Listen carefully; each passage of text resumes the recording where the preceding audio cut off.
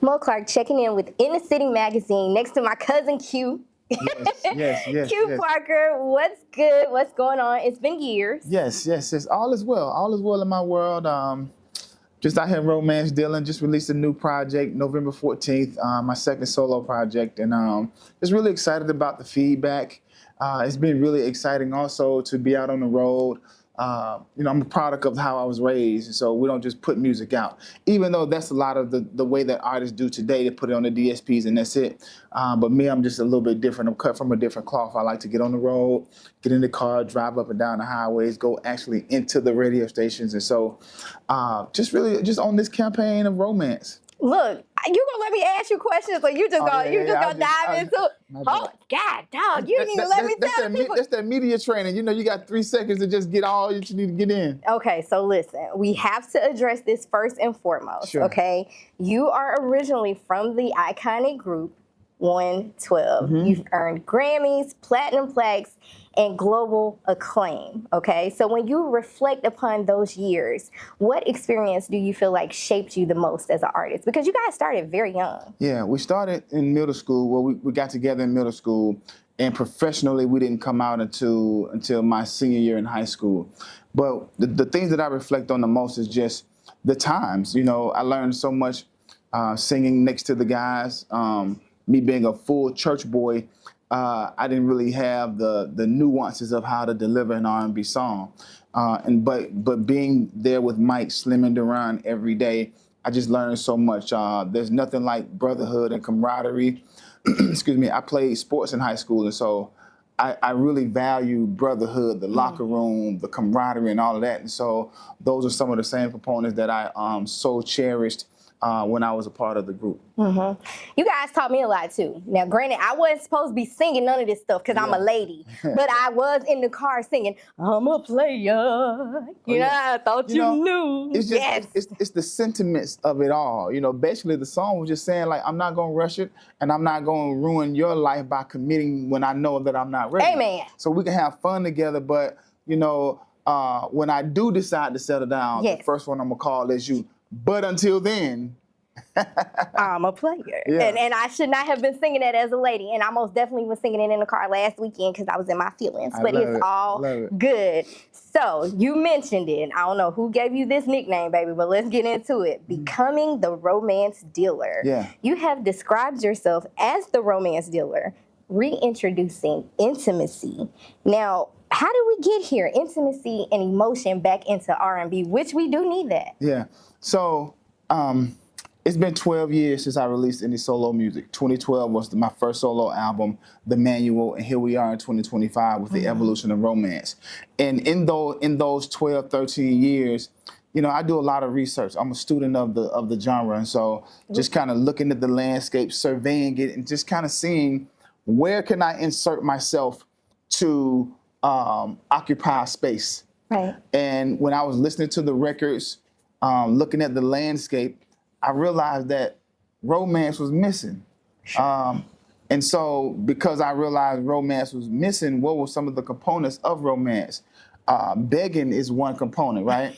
And so I said, cats not even begging no more. And so the first single from this Evolution of Romance album was a song called Beg, and we just changed the definition. So our definition was not we begging because we messed up.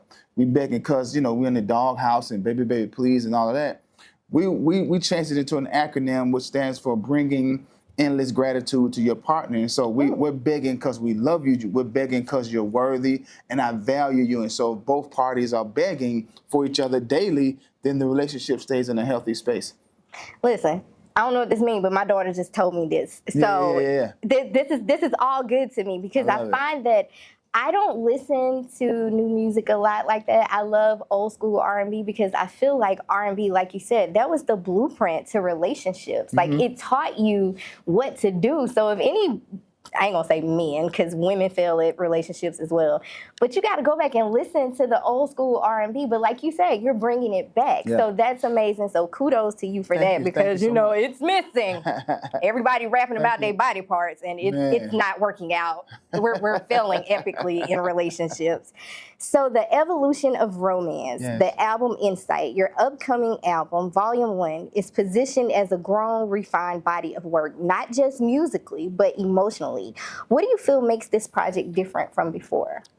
You know, it's just where I am currently in my life. I feel like whenever I decide to deliver music, I understand that I'm the voice of some, I am the temperature of many, and I can help assist in certain areas when it comes to romance and intimacy and all of those things. And so being that I will be 50 years old next year, that's totally different from being 38.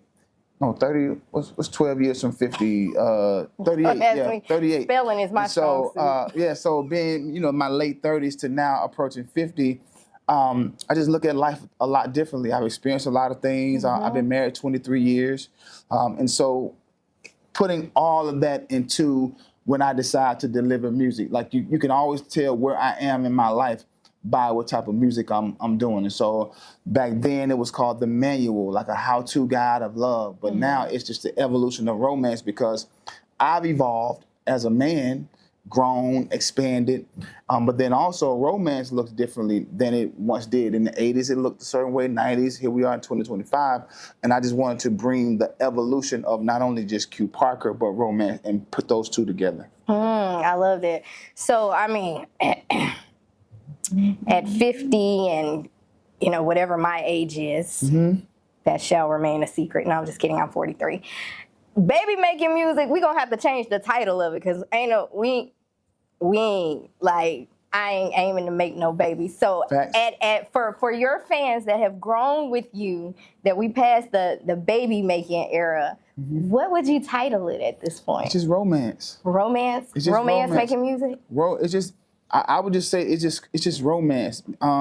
So I grew up watching the soap operas, right? Oh, yes. And so because I watched the soap opera so much, I had a real good connection with intimacy and affection and kissing and soft and rubbing and touching.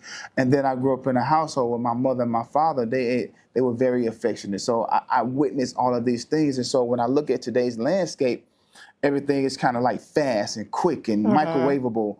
Whereas, you know, I'm going back to what I was raised on, and I was raised on romance and love.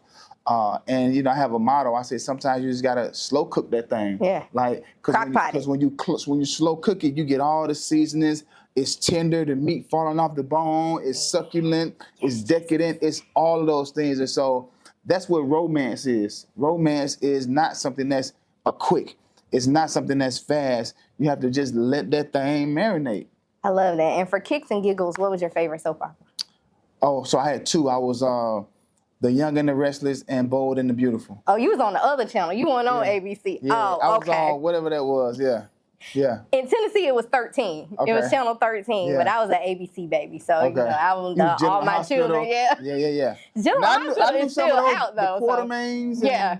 Yeah. I remember them. Yeah. So look, they taking away all the romance. They taking away the soap operas. Yeah. They taking away the love and the R&B music, but you bringing it back. Okay, I love to hear it. I love to hear it. Okay, so legacy, fatherhood, and faith. You're not just an artist. You're a husband. You're a father, humanitarian, mentor, community builder. How do these roles actually shape your music? And I think you touched on it a little bit as you're growing, but you're a grandfather. You're a pop as well, right? I mean, everything about how I deliver anything, some said it again, everything about how I deliver anything is connected to just where I am in my life. I believe that the way we repay our debt of life is through service. And I knew at a young age that my blessings are connected to my giving.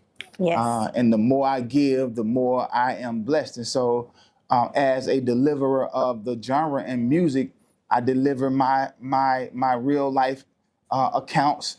I put them on record, and it kind of resonates with others, because the reality of life is we all gonna have similar journeys. Life does a great job of just throwing curveballs, fastballs, and all those things. And so a lot of us are gonna be able to relate. But because I am a deliverer of music, and music is the universal language, I really hold that to my chest. And so whenever you hear my music, you can always just get a sense of just where I am. I'm just a giver. I'm a giver of love. I'm a giver of my time. As you mentioned philanthropy and humanitarian and mentorship, all of that is still giving. For sure. Giving. Yeah.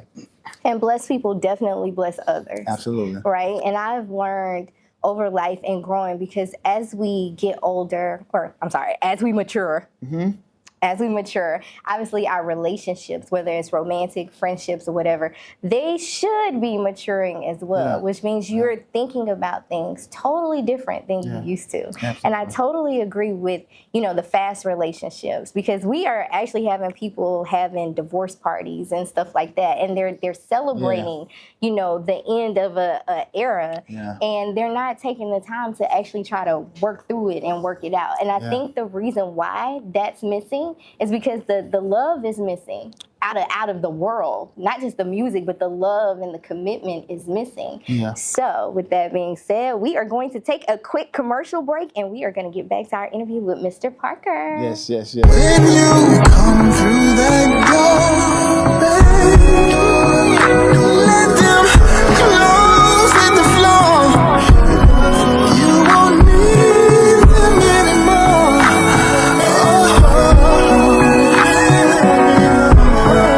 Something I need you to do. Take it off for me. Take it off. Take it off.